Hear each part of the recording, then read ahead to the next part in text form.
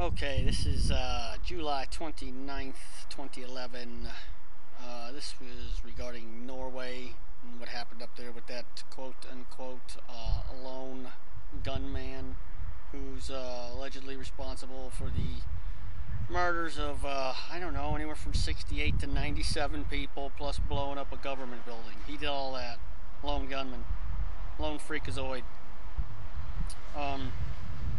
But subscribes to this Knights Templar people, right? Okay. So anyway, day before yesterday, that would have been Wednesday, ladies and gentlemen, the 27th of July, 2011. A guy calls Rush Limbaugh on. He had an accent, possibly Norwegian, although more likely I think it was either Asian or Chinese or Pakistan. I know, how could anybody make such a guess? I mean, how could you pick these three possibilities for your triangulation of guesses, right? I mean, sometimes he just sounded like one, and then at other times he said something else that made him sound like somebody from somewhere else. I believe he did mention he was an American citizen. The guy asked Rush Limbaugh, why would this guy in Norway, this Christian guy, kill all these people? And right there, I knew it was a trick question. The guy was trying to set up Rush, right? And Rush answered, who cares? The guy's obviously crazy.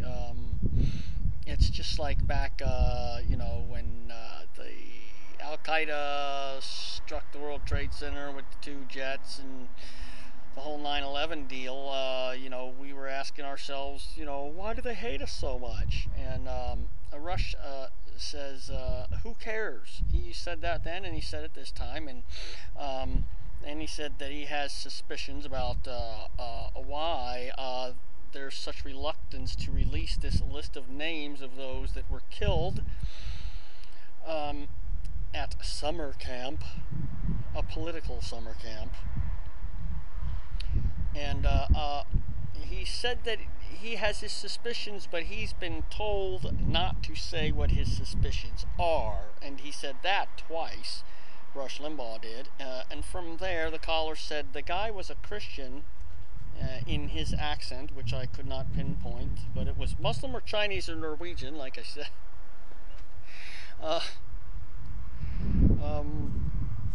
No, it was Pakistani or Chinese or or Norwegian. I got Muslim on the brain now. To which Rush Limbaugh replied, that's always what they say when it's obvious he was not a Muslim, which is totally true. They always say that he's a Christian. That's true, man.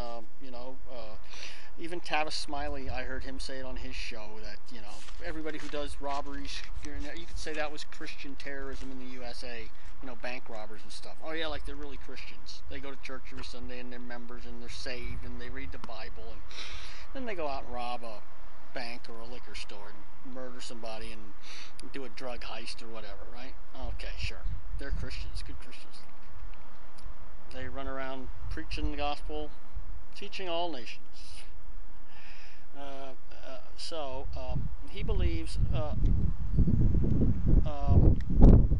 that the Norwegian government, in its political correctness, does not want to release the names because they are all Muslims. At least that's what I think Rush believes, and I'm suspicious of that as well. And Rush is not allowed to say. Someone is telling him not to say so. I wonder who that someone could be.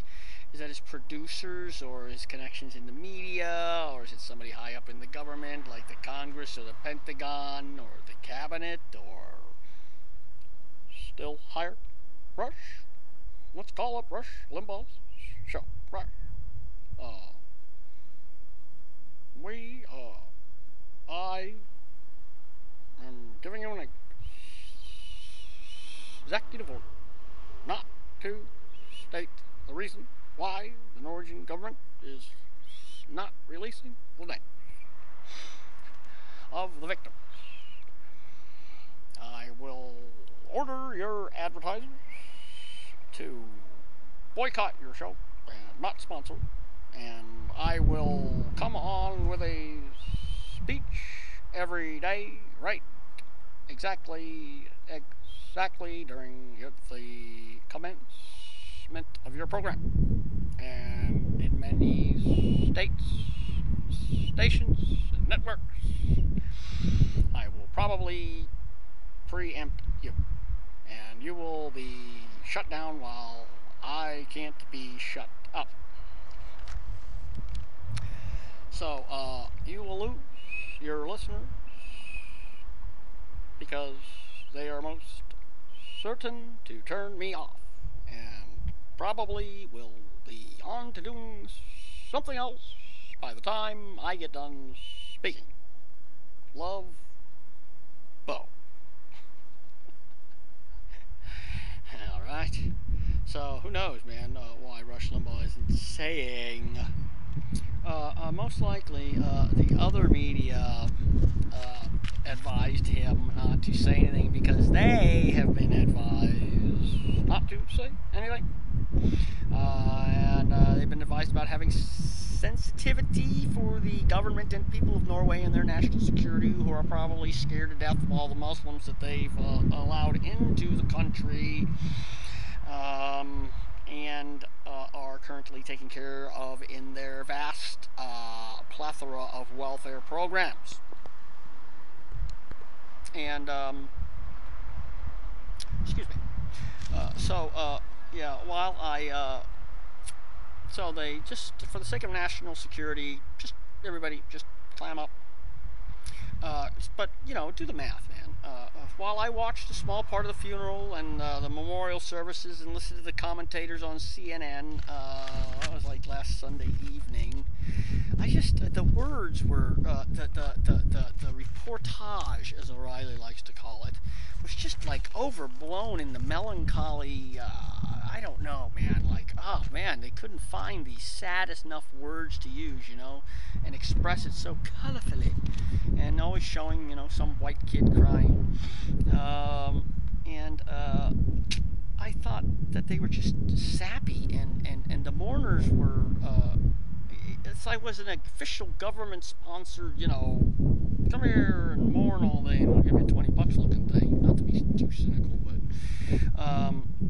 I don't know.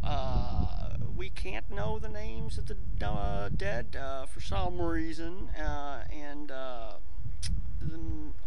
numbers changing all the time. And is it that a famous, all over the world, wanted type jihadi is amongst them, perhaps? Is it, we don't want people to know that he's been killed? Is there a bin Laden in the group? Or a Zawahiri? Or what? I did manage to find a little photo essay on Yahoo News that showed pictures of about 18 of them, and about 5 of them had Muslim names. And I read a story about one girl. She was given an Islamic funeral, although it appeared to be done by an old lady with blonde hair and glasses and, a white robe with the purple thing going around her neck. So it looked very Catholic. Even the cross shape here on the material, you can go look for it if you want. I mean, I'm not stopping you.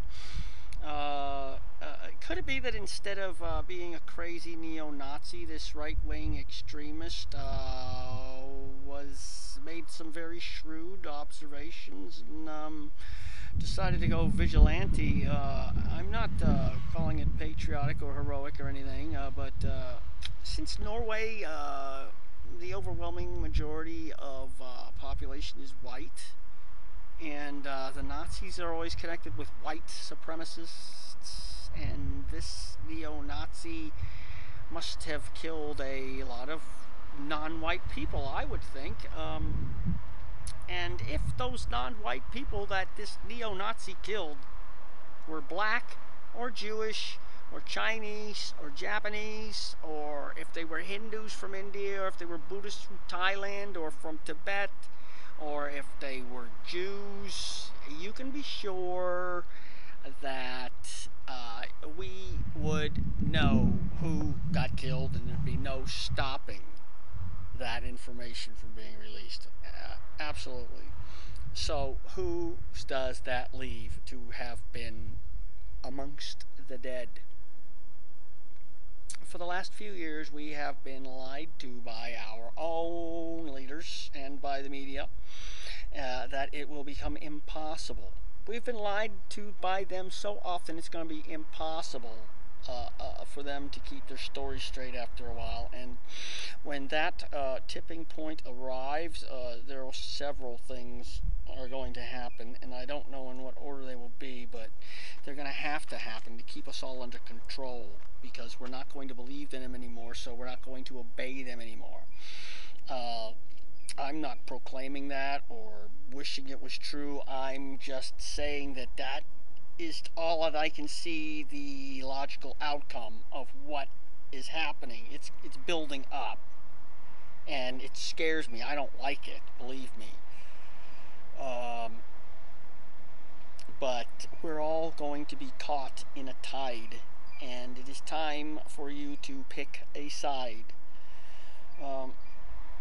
One thing I think will happen is that the books that have been written will have to be destroyed, or because they contain history showing a sequence of events that occurred that is not consistent with what the powers that be are trying to tell us occurred.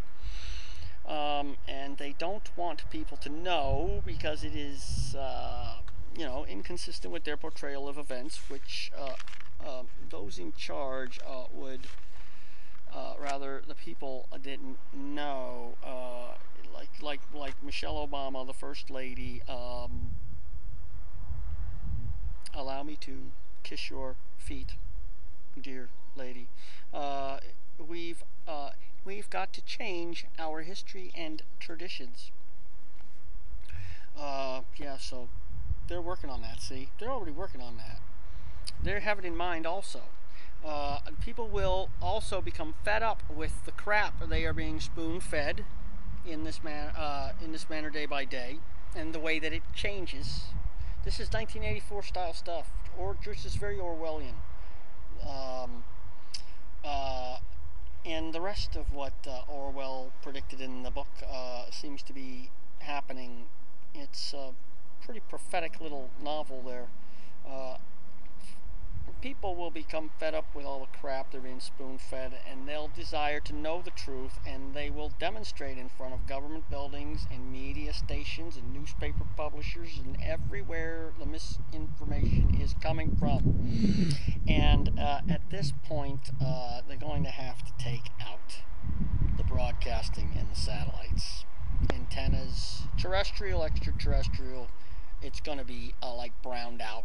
It's going to be rationed out. It's going to be metered out. It's going to be narrowed down to like a couple of stations that are approved by the government, say Pravda and TASS and Izvestia, and everyone else will be lined up next to the ditch and never seen again, amidst the sounds of machine gun fire. Do you know what I'm saying there, media people? Perhaps the door has already been left open for that to happen, with the end of the space shuttle, at the end of NASA, okay? It's the end of NASA. For the Chinese or somebody else, the door's been left open, for them to come up and knock out our satellites, because we're not going up there. Even if it was not the Chinese or the Russians, the satellites could have been mounted with a time bomb by the space shuttle crews themselves or others, other countries, and then destroyed by remote, or they could have been mounted with some kind of time bomb. The thing could have been built with a self-destruct device installed in it.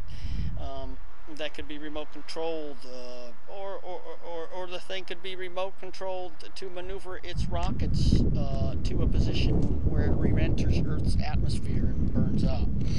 And the Russians have stated last week that their not going to make any effort to keep the space station, the International Space Station that we spent so much money and so many space shuttle flights hauling people to and from. Well, they're not going to do anything to keep it up there all by themselves. And once it begins to descend in orbit in a few years, I think he said 2020 at the latest. They're just going to let it fall and let the shuttle chips fall where they may. Space chips fall where they may. Spaceships and space chips. Let the space chips fall there where they may. Let the space chips fall where they may. And why should the Russians, do everything? Well, who do they think they are? America? America does everything, not Russia. Why get together with all these other countries of the world like America would do for some science project together with all the kumbaya, sharing technology amongst each other, having a space shuttle up there with somebody from Korea and somebody from New Zealand and somebody from Sudan and somebody from Finland and a Russian and an American and a Jew and an Arab, eating space packets of pork fried rice. I don't know. What's the sense in that? I mean, the Iranians are already blasting up worms and spiders into space now, and snails.